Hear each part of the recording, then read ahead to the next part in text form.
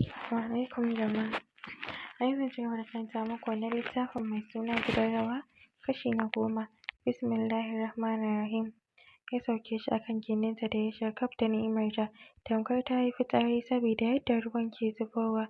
Ai a tare suka zabura, ita tana wani irin ƙanƙame shi tamkar wadda za su suma. Shi kuwa yana faɗar ya salam alhamdulillah ya faɗa a daidaice, yana sakin nonon da ke bakin shi tare da ɗaukar wayar shi ya kunna touch ɗin tare da haskawa gabanta cikin tsoro, yana ƙara ware ƙafafuwan nata. Jin yadda juice ɗin gabanta ya bulbulo mai a hannu, ai kuwa yana yaɗawa ya yi tozali da kyakkyawan gindinta sai numfashi yake yi. Ƙofar na buɗewa tana kuma tsukewa. Ya ji wani irin ja saboda tsananin sha'awar da suka haddasa mata bancin wanda ke jikinta. Oh ya ilahi, this pussy is very beautiful, ya faɗa cikin wani irin yanayi yana shafar ƙofar gindin yana ɗan murza 'yar tsakarta cikin wani irin mugun daɗi da ke ziyartar shi. Gabaki ɗaya ya rikice, tafa gindinta kawai yake yi yana tasbihi yana shiɗewa domin gabaki ɗaya ya daburce domin sai hayaniyar shirin yaƙi ake yi a wandon shi. Ita kuma tana wani irin gurnani tana ƙara buɗe mai ƙafafun nata kafin ta saka duka hannayenta biyu ta tale ƙofar gindinta da kanta tana sakin wani irin marayan kuka. Ai a gigice Sheikh Ishaq ya miƙe a gigice ya shiga fatali da sauran kayan da suke rage a jikin shi kafin ya yi mata rumfa yana karanto addu'a yana ɗora wurjejiyar brush a kan ƙofar gindinta kafin ya ɗora bakin shi a kan nipples ɗinta ya fara tsotsa yana kuma ƙoƙarin shigar ta. Dannawa ya yi ya ji ƙofar a rufe amma wani irin daɗi ya ziyarci kaciyar shi. Ai a rikice ya saki nonon tana faɗar oh my God, don Allah ki shiga ciki, oh my anus, alhamdulillah alhamdulillah da ƙarfi kuma ba tare da wani irin rirriƙe shi cikin fitar hayyaci da buƙatar ya cire mata abin da ke cikinta. Shi kuma abin da karkarwa babu abin da jikin shi ke yi sakamakon jikin shi inda bai taɓa zuwa ba a yau da abin ya zo mishi a bazata. Sam ya kasa motsa jikin shi balle ya yi having ɗinta sabida wani irin abu da yake ji a cikin ƙwaƙwalwar shi. Haƙin shi kuwa sai rawa yake yi yana istighfari a kan lips ɗin shi da ke karkarwa tamkar mai aikata wani irin asha. Sosai yake so ya motsa amma ya kasa, kusan minti 5 yana hakan gabaki ɗaya ya ƙi gaba ya ƙi baya. Ita kuwa jin wani abu ya rufe mata ƙofar gindi kuma ya ƙi sosa mutane ya sa ta fara ɗaga ƙugunta da kanta domin kuwa tashin wannan bala'in da suka yi mata amfani da shi ya sa ko zafin fitar budurci ba ta ji. Ɗagowa ta yi ya sa wasu ruwa masu ɗumi zubowa daga ƙasanta suka wanke mai kaciya.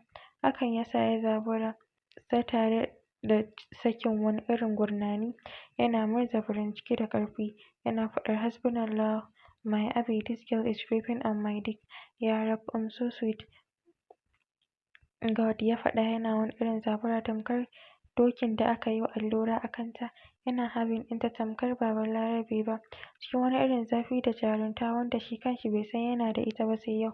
Yana jin yadda burin shi ke ƙara cika tana haniyar daɗi a cikin gindinta tana ƙara cika nararta tana taɓo duk wani lungu da saƙo da ke cikin ƙafarta.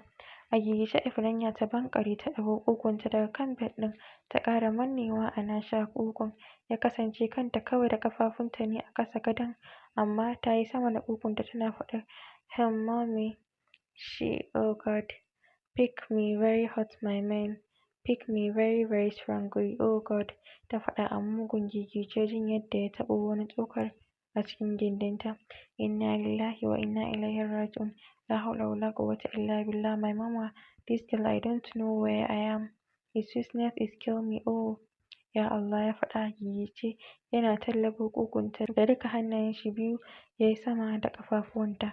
Gindinta ya fara buɗewa sosai yana fidda ruwan daɗinta kuma gefenta duk ya tsaga saboda fitar budurci amma sam ba ta ji zafi. Shi kuwa hankalin shi sam baya tare da shi balle ya san ɓarnar da yake yi. Sosai ya ƙara tale ƙafafunta yana kallon saman gindinta da 'yar tsakarta yana ganin yadda burin shi ke nutsewa tana kuma fitowa cikin wani irin mugun daɗi, ya saki ihu cikin Hausar shi da bata gama fita daidai ba yace wallahi mata zuma ne, daɗi ne wayyo gindina sune daɗin duniya oh God. Abi ina cinta kuma ina kallon gindinta yana da kyau sosai wayyo bindi na daɗi. Ruwa take zubowa Abi ta kawo ruwa ne don Allah tsaya su juye min. He ƙara sakin sosai bara daɗi sosai gindina. Zuzu kun cuce ni. A'a ina son ku. Kun saka ya ci ni yau oh God. Kun koya min na iya nema bazan ƙara zama ba a saka min bara ba Ladiyo come and see this man. Ya saka min bara oh God na kawo. Tina yes ta faɗa a gigice ita ma tana kuma ƙara feso mai wasu ruwan da suka fi wancan.